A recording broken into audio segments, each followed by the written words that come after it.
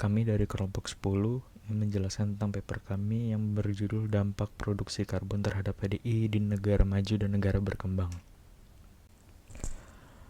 Perubahan iklim dan degradasi lingkungan yang ditandai dengan meningkatnya emisi karbon dioksida telah menjadi perhatian utama dalam beberapa dekade terakhir. Peningkatan emisi karbon sangat berkaitan dengan proses pembangunan, khususnya di negara berkembang, di mana pertumbuhan ekonomi seringkali bergantung pada konsumsi energi tinggi yang bersumber dari bahan bakar fosil. Di sisi lain, pembangunan manusia yang diukur melalui Indeks Pembangunan Manusia atau HDI mencerminkan aspek kualitas hidup seperti kesehatan, pendidikan, dan standar hidup yang layak. Namun pertumbuhan ekonomi yang mendorong peningkatan HDI juga berpotensi memperparah degradasi lingkungan. Oleh karena itu, muncul kebutuhan untuk meninjau kembali keterkaitan antara peningkatan kualitas hidup dan dampak lingkungan yang ditimbulkan, khususnya melalui emisi CO2. Penggunaan HDI sebagai indikator kesejahteraan yang lebih komprehensif memungkinkan analisis yang lebih tepat terhadap dampak lingkungan terhadap pembangunan manusia. Studi ini secara khusus bertujuan untuk menginvestigasi hubungan jangka pendek dan jangka panjang antara emisi CO2 dan HDI dengan fokus pada konteks negara berkembang, terutama ekonomi berbasis energi seperti Arab Saudi. Kami mengambil beberapa jurnal sebagai tinjauan literatur kami. Yang pertama yaitu jurnal dari Eswang dan kerabat-kerabatnya berjudul Driving Factors of CO2 Emissions and Nexus with Economic Growth, Development, and Human Health in the Top 10 Emitting Countries.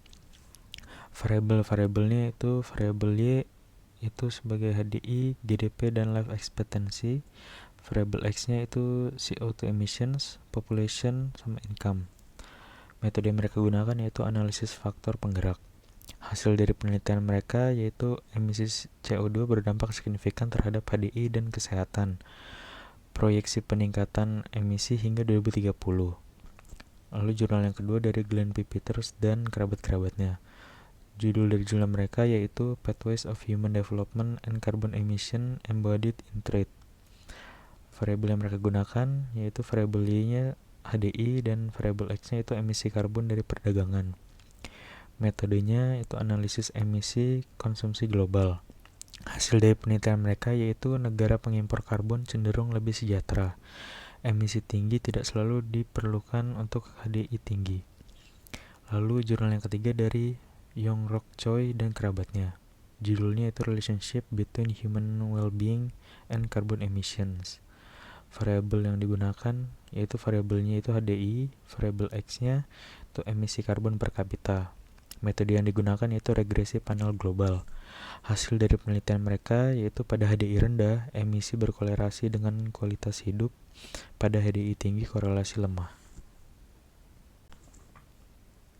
Data yang kami gunakan diambil dari NFBA 2023 Public Data Package.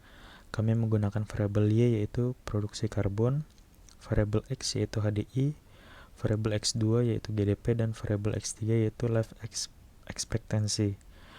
Alasan kami menggunakan variabel tersebut adalah untuk menganalisis hubungan antara perkembangan manusia pada proses pembangunan di berbagai negara yang maju maupun berkembang yang berdampak pada lingkungan.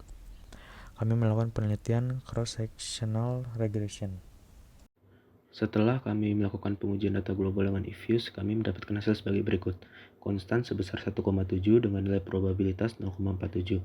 Kemudian pada variabel log X1, kami memperoleh nilai koefisien sebesar minus 9,2 dengan nilai probabilitas 0,18, di mana variabel log X1 memiliki nilai koefisien negatif dan tidak signifikan, yang artinya tidak memiliki pengaruh terhadap variabel Y. Setelah itu, kami mengkuadratkan variabel X1 lalu melakukan regresi.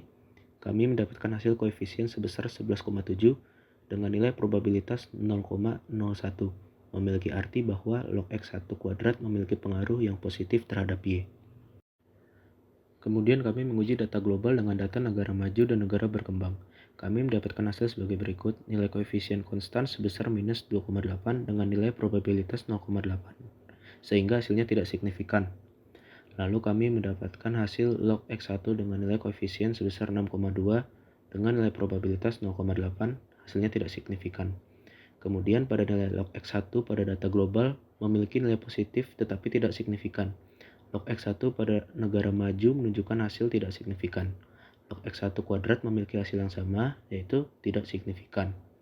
Log X2 memiliki hasil signifikan pada data global, tetapi pada data negara maju dan negara berkembang tidak memiliki hasil yang signifikan. Kemudian log X3 pada data global dan data negara maju dan negara berkembang, kami mendapatkan hasil tidak signifikan karena nilai probabilitas lebih dari 0,05. Kesimpulannya, setelah kami mendapatkan hasil dari seluruh uji coba regresi terhadap data global dan data negara maju dan negara berkembang, kami dapat menyimpulkan bahwa pada data global variabel X1 kuadrat memiliki nilai koefisien positif signifikan. Hal ini memiliki arti bahwa variabel X1 kuadrat memberikan dampak positif terhadap Y.